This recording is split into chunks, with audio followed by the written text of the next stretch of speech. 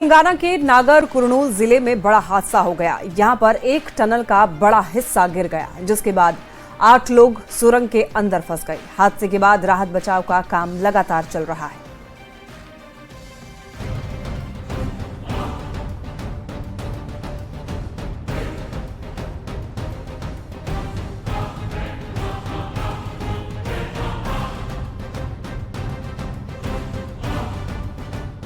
करीब 1.25 साल पहले उत्तराखंड में सिलक्यारा टनल हादसा आपको याद होगा। यहाँ 40 से ज्यादा श्रमिक फंस गए थे। वहीं अब तेलंगाना से भी ऐसा ही हादसा सामने आया है।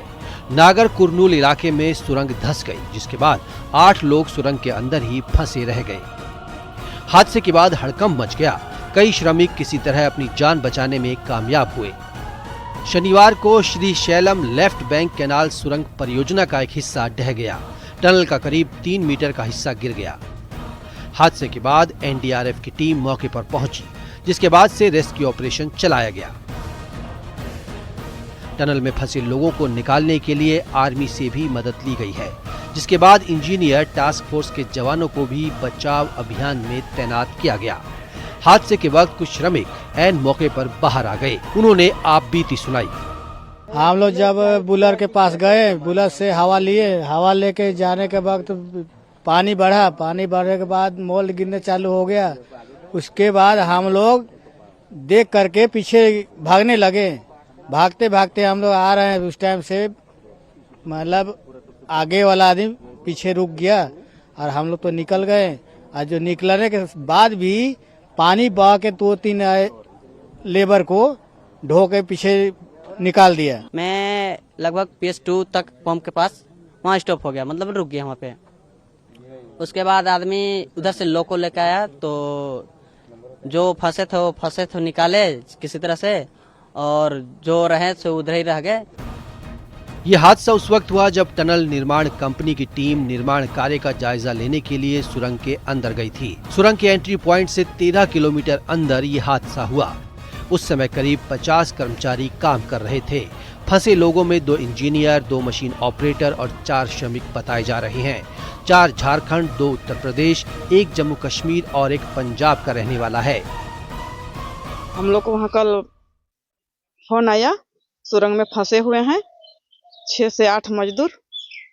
वो लोग अभी तक कुछ आता पता नहीं है, और हम लोग चाह रहे हैं सरकार से कि वो लोग सही सलामत उसको घर लाया जाए। तो से सुन के तो हम लोग बहुत दुखी है, और भगवान से है दुआ करती थी उससे ही सलामत आएगी, और भगवान से प्रार्थना है। प्रधानमंत्री मोदी ने हादसे को लेकर तेलंगाना के मुख्यमंत्री रेवंत रेड्डी से बात की और उन्हें हर संभव मदद देने का भरोसा दिया। सीएम रेवंत रेड्डी ने हादसे को लेकर रिव्यू मीटिंग की और टनल में फंसे मजदूरों को निकालने के लिए सभी जरूरी कदम उठाने के निर्देश दिए। Bureau report, news 18। महाकुंभ के समापन से पहले आम श्रद्धालु ही नहीं, खास लोग भी संगम में पवित्र स्नान कर रहे हैं। फिल्मी सितारों से लेकर बड़े नेता तक महाकुंभ पहुंच रहे हैं और संगम में स्नान कर रहे हैं। इस रिपोर्ट में देखिए।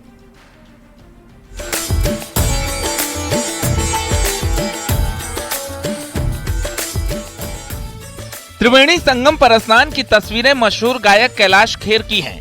बॉलीवुड स्टार्स लगातार महाकुंभ पहुंच रहे हैं और इस महापर्व में शामिल हो रहे हैं। हर किसी की इच्छा है कि वर्षों बाद मिले इस अद्भुत संयोग पर पावन स्नान कर पुण्य लाभ कमाएं।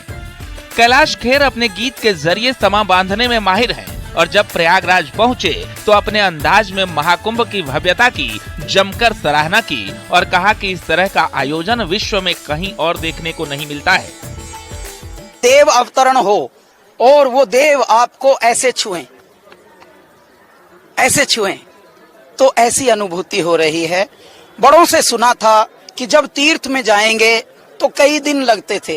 हमको तो 10 ही घंटे लगे कुल। हम लखनऊ से रात 12 बजे चले बाय रोड और 10 बजे पहुंच भी गए। तो हे मेरे दाता, समय कितना बदल दिया आपने, युग कितने बदल गए। क्योंकि मेरा भारत जो है ये आस्था की धरती है। आस्था जहाँ होती है वहाँ कई कई पीढ़ियां साथ रहती हैं। अब जरा शनिवार दोपहर की इस तस्वीर पर भी नजर डालिए। बॉलीवुड की मशहूर एक्ट्रेस तमन्ना भाटिया भी परिवार के साथ त्रिवेणी संगम पर स्नान के लिए पहुंची। परिवार के सदस्यों के साथ गंगा पूजन किया और दान पुण्य में हिस्सा लिया। तमन्ना भाटिया ने बेहद साधारण अंदाज में पूजा अर्चना की और इस महापर्व में शामिल होने पर खुद को सौभाग्यशाली बताया। बीजेपी नेता और सांसद संबित पात्रा भी महाकुंभ स्नान के लिए पहुंचे। संबित पात्रा ने कहा कि यहां आना और पवित्र स्नान करना सौभाग्य की बात है। संबित पात्रा ने पुरी से प्रयागराज की यात्रा का जिक्र करते हुए कहा कि यहां आकर महसूस हुआ कि जन्मों के पुण्य से ही महाकुंभ संगम स्नान का अवसर मिलता है। ये तो जन्मों का पुण्य होता है जब मनुष्य को महाकुंभ में और वो भी प्रयागराज में आके स्नान करने का, डुबकी लगाने का मौका मिलता है। यह सुअवसर आज मुझे प्रदान हुआ है। मैं बहुत धन्यवाद देता हूं जगन्नाथ जी का कि उन्होंने मुझे ये मौका दिया यहाँ प्रयागराज आने का। पुरी से प्रयागराज तक का आज हमने सफर तय किया है और यहाँ जिस प्रकार की व्यवस्थाएं हैं वो अपने आप में अभूतपूर्व है। इस प्रकार की व्यवस्थाएं न भूतो न भविष्यति। महाकुंभ भारतीय संस्कृति और आध्यात्मिकता का जीवंत प्रतीक है। 12 साल बाद आयोजित